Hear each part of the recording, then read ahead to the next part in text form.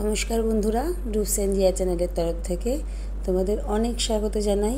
আমি অনেক দিন পরে তোমাদের সামনে হাজির হচ্ছি, কারণ আমার অনেকগুলো দিন হয়ে গেল আমার একটু শরীরটা খুবই খারাপ যাচ্ছিল। কেন জানি না, হঠাৎ করে শরীরটা একটু অসুস্থ হয়ে গেছিলো। তারপরে বিগত বেশ অনেক দিন আমি অসুস্থ ছিলাম, ভিডিও করার মতো পরিস্থিতি ছিল না, যার জন্য আমি তোমাদের সামনে ঠিকভাবে আসতে পারিনি। এখন আবার নতুন করে তোমাদের সঙ্গে, নতুন করে ঠিক বলবো না, তোমাদের দেখো একটা দিদি হেলথ সেন্টার থেকে এসেছে আমাদের খোঁজখবর নিতে, আমার শরীর কেমন আছে ওরা জানতো তো, তার জন্য। তা গল্পে ফেরা যাক। দেখতে পাচ্ছ বাড়িতে কিছু কাজ হচ্ছে। কি কাজ হচ্ছে বলো তো? কাজটা হচ্ছে এই জানলাটা আছে আমার শাশুড়িমার ঘরে, জানলার নিচে না অনেকটা জায়গা ফাঁকা ছিল।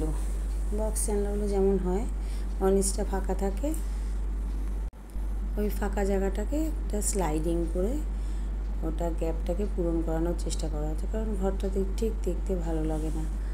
আমার ঘরে করা হয়েছে, তবে আমার ঘরে না ওই ফাইবারের যে ফাইবারগুলো হয় না, ফাইবারের যে দরজা হয়, সেই দোকানটাতে গেছিলাম। আমাকে কাঠের করতে বলেছিল, কিন্তু আমি নিজেই একটু পাকামো করেছিলাম, আমার হাজব্যান্ডের কথা শুনিনি, ফাইবারের করেছিলাম, যার জন্য খুব একটা ভালো হয়নি। যার জন্য আমার শাশুড়ি মারটা এই কাঠ দিয়েই করতে বললাম।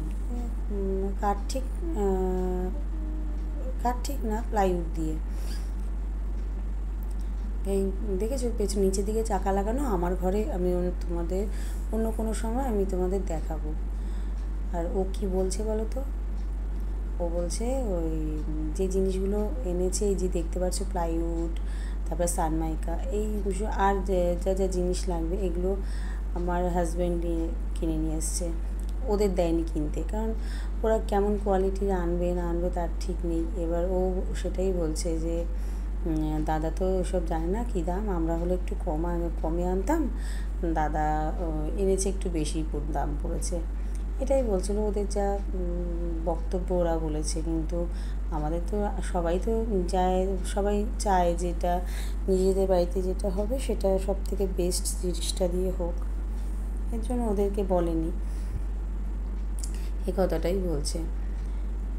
কিছু কাজ করা হচ্ছে, ছেলের বইয়ের যে তাকটা আছে ছিল, বইয়ের তাক ঠিক না, ওটা ওর বাবার পিসির বইয়ের তাক ছিল, সেটাকে একটু ঠিকঠাক করা হচ্ছে, কারণ ওটা ফাঁকা ফাঁকা ছিল, ওটাকে ঠিকঠাক করা হবে।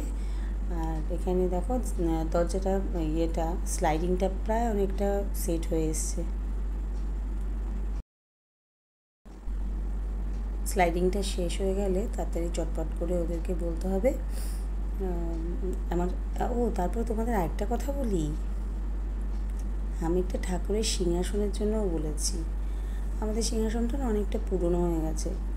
এবার কাঠের সিংহাসনগুলো যেমন দেখি না, আমার ঠিক ভালো লাগে না। আমার নিজেদের সুবিধা মতো বাড়িতে বানিয়ে নিজেদের মতন করে সেটাই ভালো লাগে, তার জন্য ওদেরকে বলেছি। আর এটা শেষ হওয়ার পরে ওদের বলবো বইয়ের যে তাকটা আছে ওইটাতে একটু হাত দিতে, না হলে না নিচের যা অবস্থা হয়ে আছে আমি তোমাদের পরে দেখাবো। মানে বই খাতা ছড়ানো ছিটানো, ওই ঘরটা পুরো মানে বই খাতাতে পুরো জঙ্গল হয়ে গেছে, সারা ঘর পুরো বই খাতায় ভর্তি। এটা কি হচ্ছে বলো তো? এটাই হচ্ছে ঠাকুরের সিংহাসনটা। তোমাদের বললাম না ঠাকুরের সিংহাসনটা পুরনো হয়ে গেছে অনেক বছরের।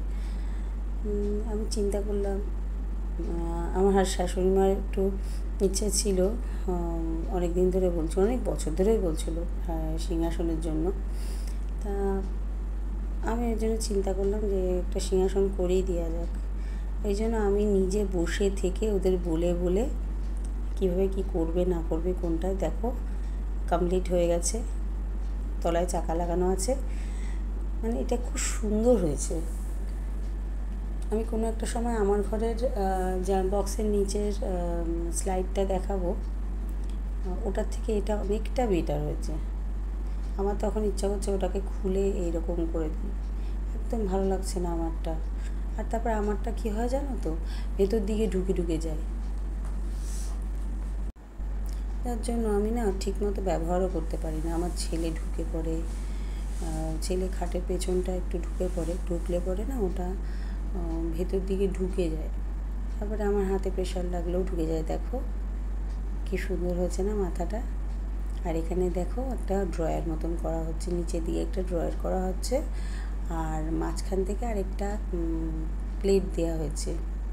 বাকি সিংহাসনটা আমি পরে তোমাদের দেখাবো। আর এটা হচ্ছে বিবাহবার্ষিকীর রাত্রেবেলার খাবার।